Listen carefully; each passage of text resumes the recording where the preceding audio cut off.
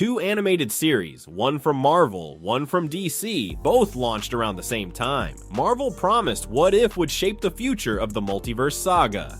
DC claimed Creature Commandos would set the foundation for its new universe. One became a surprise hit. The other collapsed under its own weight. There are clear reasons why one worked while the other didn't. Marvel and DC positioned What If and Creature Commandos as major steps in their cinematic universes. James Gunn called Creature Commandos the first official entry in the new DCU, and Marvel's team claimed What If would directly impact future Multiverse Saga projects. The results were drastically different. Creature Commandos was well received, earning strong reviews, positive word of mouth, and an immediate second season renewal. Its audience grew weekly. What If Season 3, however, struggled. Viewership plummeted, episodes lacked impact, and enthusiasm faded. The difference wasn't random. There are 4 key reasons why Creature Commandos succeeded while What If failed. None of them have anything to do with animation quality. While Creature Commandos looks better with its traditional style, that's not the main issue. The real problems lie in character development, structure,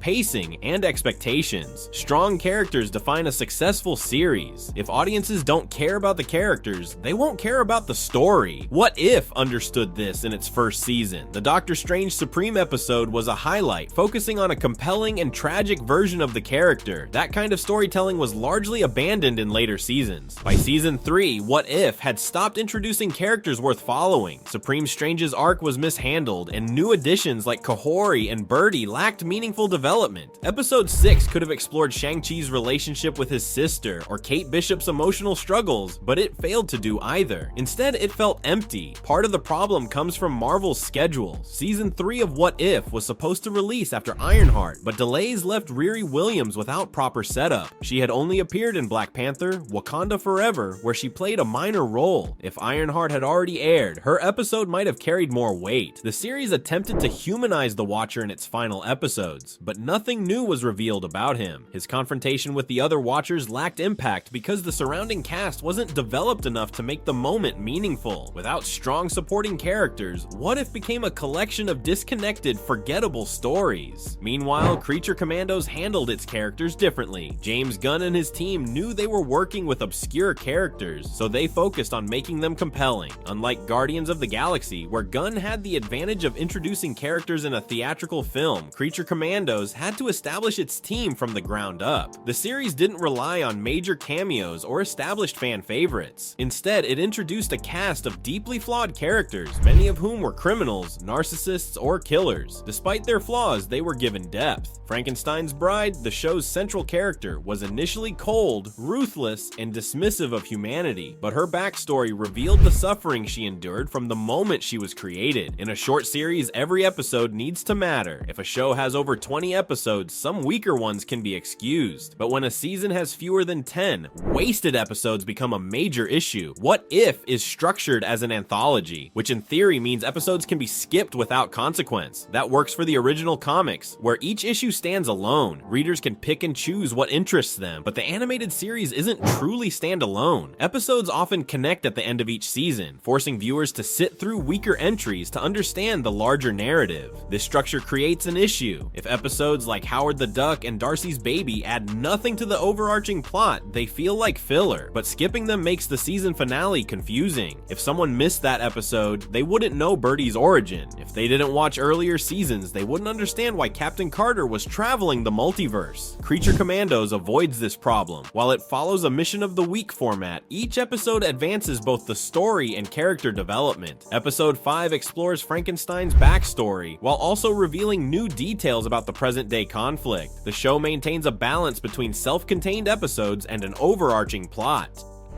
The final episodes of Creature Commandos tie everything together. Key events build on previous developments, making each episode feel essential. There's no wasted time, and each story element serves a purpose. Both series run episodes around 25 to 30 minutes. The difference is in how that time is used. What If struggled with its format? Some stories needed more time to develop properly. Episode 5, which explored a universe where Earth was destroyed by a celestial birth, had an interesting premise but suffered from rushed pacing. pacing. The episode introduced a drastically different world, a villainous Mysterio, and a small resistance group, but there wasn't enough time to explore these elements fully. Character interactions felt shallow, key moments were cut, and the ending lacked impact. The Watcher mentioned that this story had played out similarly in other universes, but none were shown. The result was a half-formed idea that never reached its potential. Other episodes had similar problems. The Bucky and Red Guardian episode ended abruptly, skipping the final battle entirely. Important scenes were missing, leaving viewers with incomplete stories.